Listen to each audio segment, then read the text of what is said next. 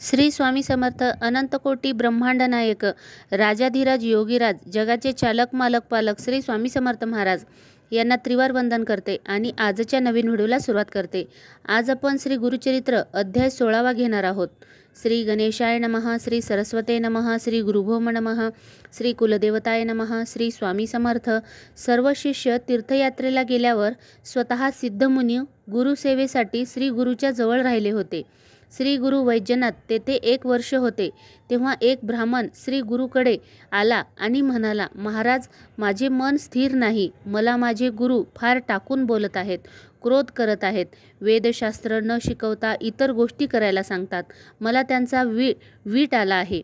मी त्यांना सोडून आपल्या चरणाशी आलो आहे. तेव्हा मला उपदेश करा व ज्ञान द्या. तेव्हा श्री गुरु म्हणाले, ब्राह्मणा, तूच स्वतः आपले अहित करून घेत आहेस. तू स्वतःचे गुणा व गुण काय आहेस याचा विचार करीत नाहीस. तुला ज्ञान कसे मिळणार? आपल्या गुरुचे तू नेहमी दोष सांगतोस. तुझे मन स्थिर होणार नाही. जो कोणी मनुष्य गुरुचा द्वेष करणारा असतो त्याला इह व परलोकात काहीच लाभत नाही. जो गुरुसेवा करतो, जाणतो, त्याला सर्व ज्ञात होते. गुरुसुद्धा संतुष्ट होतात. एवढेच वेदशास्त्र समजते. अष्टसिद्धी आपल्याला वंश होतात.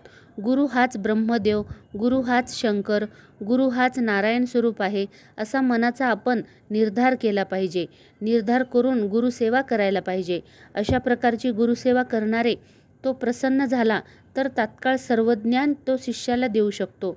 त्यांनी धौम ऋषीचे 3 शिष्य गुरुकृपेस कसे पात्र ठरले त्याची सुद्धा कथा सांगितली आहे.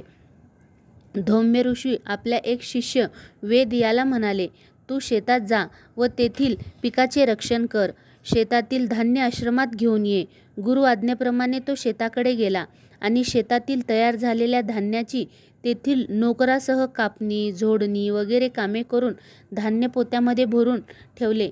तेथे आश्रमात आणण्यासाठी गुरूंनी त्याला एक गाडा दिला.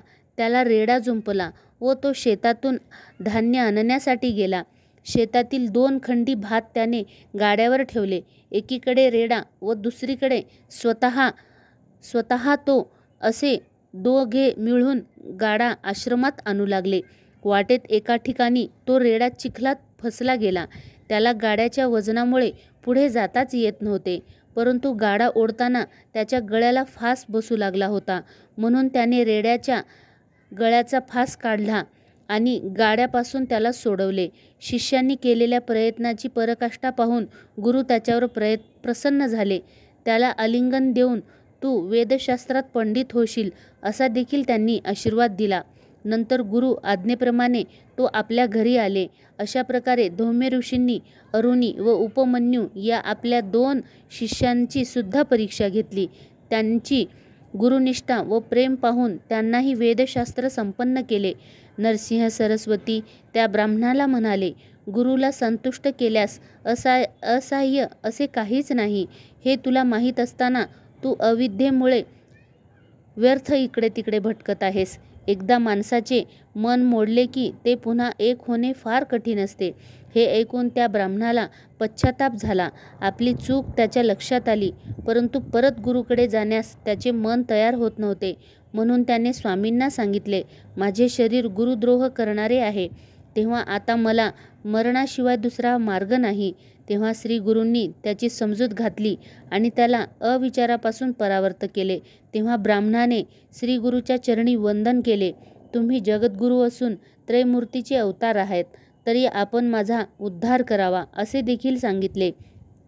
तेव्हा श्री गुरु प्रसन्न झाले व त्याच्या मस्तकावर हात ठेवून त्याला आशीर्वाद देत म्हणाले, तुझे गुरु म्हणजे मीच आहे, तरी तू आपल्या गुरुकडे जा. त्याचप्रमाणे तो ब्राह्मण परत आला आणि गुरुकडे गेला. अशा प्रकारे अध्याय 16वा समाप्त झाला आहे. श्री स्वामी समर्थ.